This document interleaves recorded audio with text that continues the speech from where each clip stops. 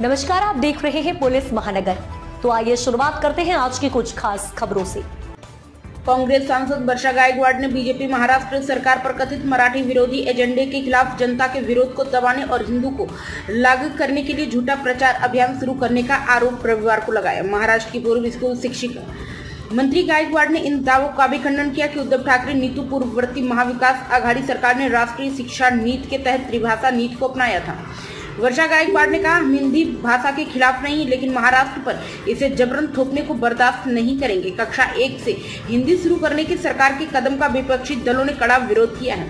महाराष्ट्र सरकार ने 17 जून को एक सरकारी प्रस्ताव जारी कर अंग्रेजी और मराठी माध्यम के स्कूलों में पढ़ने वाले कक्षा 1 से 5 तक के छात्रों के लिए हिंदी को सामान्य रूप से तीसरी भाषा बनाया गया, जिसके बाद से ही यह विवाद शुरू हुआ है। शिवसेना प्रमुख उद्धव ठाकरे ने अपनी पार्टी कार्यकर्ताओं से महाराष्ट्र विधानसभा के मानसून सत्र के शुरू होने से एक दिन पहले रविवार को राज्य के स्कूलों में हिंदी भाषा पर जीआर जलाने की अपील की थी।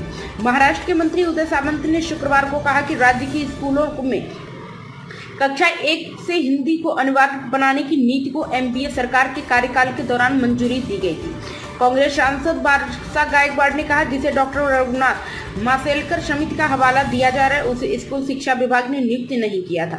इसका उद्देश्य उच्च तकनीकी शिक्षा विभाग से संबंधित एनईपी प्रावधानों की समीक्षा करना था, न कि स्कूली शिक्षा से। गायकवाड़ ने कहा कि इसके अनुसार स्कूली शिक्षा पर नीति के प्रभाव का आकलन करने के लिए शिक्षा आयुक्त के तहत विभिन्न अध्ययन समूह बनाए गए थे। इस आशय का एक सरकारी प्रस्ताव 24 जून 2022 को जारी किया गया था। एनडीए सरकार से त्रिभाषा फार्मूले को स्वीकार करने के आरोप को खारिज करते हुए गायकवाड़ ने कहा कि यह पूरी तरह से झूठ है। यह सरकार अपने स्वयं के निर्णय से ध्यान हटाने के लिए झूठ का सहारा ले रही है। उन्होंने कहा कि हमने सभी स्कूल, सभी माध्यमों, बोर्डों और प्रबंधनों में कम से कम कक्षा 8 तक मराठी को अनिवार्य बनाने वाला कानून पारित किया। अब तक की खबरों में बस इतना ही। ऐसे ही खबरों के लिए बने रहे हमारे साथ। तब तक के लिए नमस्कार।